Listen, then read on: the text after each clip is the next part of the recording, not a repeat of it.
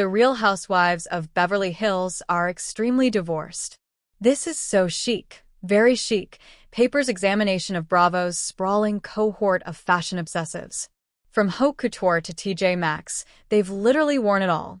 We've just got two questions. Is it so chic? Is it very chic? It's another season of The Real Housewives of Beverly Hills, Bravo's answer to the question posed by tabloids and Reddit users everywhere. If a real housewife gets divorced in the off-season and nobody is around to film it, did it even really happen?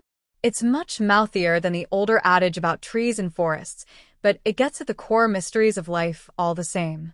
Like always, there are old faces and new, literally and figuratively. Besides the excessive plastic surgery, newcomers include longtime Bravo veteran Rachel Zoe, adrift in a sea of vintage gowns and gold jewelry. She joins a cast whose primary directive each episode includes sitting around at parties and talking in circles about their ongoing divorces. We're none closer to the truth about what happened in Kyle Richards' marriage, nor will I ever understand the dynamic between Sutton Stracke and her menacingly wealthy ex-husband. Erica Girardi still won't talk about the lawsuits, and now Dorit Kemsley can join in on the divorce chit-chat by never speaking directly about her separation either. Zoe is also mid-divorce, except she's cut from an older reality television cloth, and instead of talking in circles, breaks most social contracts established on this show by blurting out what everyone is really thinking. It was a welcome change in tone, following a parade of increasingly beige outfits on Dorit and the many blazers Sutton punishes herself, and this column with Kyle, unchanged from last season in her vagueness around her sexuality, wore more black outfits, if anyone can believe it. Erica dressed like she isn't being actively sued for fraud by Marco, and Boz wore earrings the size of the shoebox Dorit will find herself in if the upcoming memoir doesn't sell well.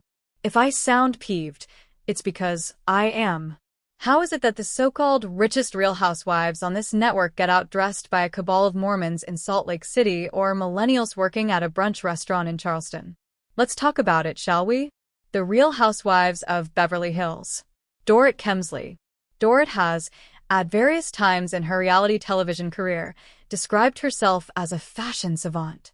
But as her divorce proceedings continue and her ex-husband's finances get called into question across the tabloids, I've noticed a shift in her style. It could be purely coincidental, but she's grown increasingly muted, beige, even plain. Her shocking blonde has transformed into a mousy brown, indicative in the overall aesthetic shift Dorit's undergone the past few seasons. In isolation, I like these two looks quite a bit. I'd likely wear both of them. But in the context of what it is she used to look like on this show, I can't help but feel an immense sense of dread looking at that leopard print. The episode also began with a slow-motion shot of her leaving a store with used Hermes shopping bags. I don't know what they hope to achieve with this shot, because the bags are clearly used and the outfit isn't Hermes. It's clearly supposed to be Chanel. She also popped up at Boz's house with her sleeves pulled up around her wrists. I point this out as a warning to women everywhere and also boyfriends and the people who date women. If your girlfriend or friend who's a girl shows up anywhere with her sleeves pulled up around her wrists, promptly hand her a drink and a cigarette. In fact, cancel every meeting for the day and make a reservation somewhere with dim lighting, because she's in crisis, and now you're the only one who can help her. Rachel Zoe. Look. It's Rachel Zoe. Overall, her first outing on this television program was moderately successful. She came in, cut through the noise, established a clear plot line around her divorce. She also wore some sequin frocks and dresses that cost more than my yearly salary. She oozes wealth, her hair is long, and generally speaking, she sits in that confessional booth looking like Cavalli's angel. Even in her daytime drag, arranging a plate of breakfast for her sons, she's chic and well put together. As an original viewer of the Rachel Zoe project, it's nice to see the gold jewelry has only continued to multiply, so much so that I must imagine there's a room somewhere in her house that she keeps locked, doors slightly bulging from the weight of the bangles she hides in there. Bozoma St. John. This is my favorite confessional look from Boz. I say that sincerely because they haven't all been winners. The dress is an exquisite shade of pink on her, and these appliques are, generally, very interesting to look at. Imagine I just made a joke here about Lily Allen and Chappell Roan's new duet, Pink Pussy Palace.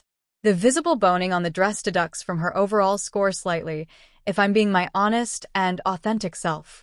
This column essentially serves as a written record of my distaste and aversion to visible boning. But I do like the piece eyelashes enough to override my negativity around modern corsetry trends.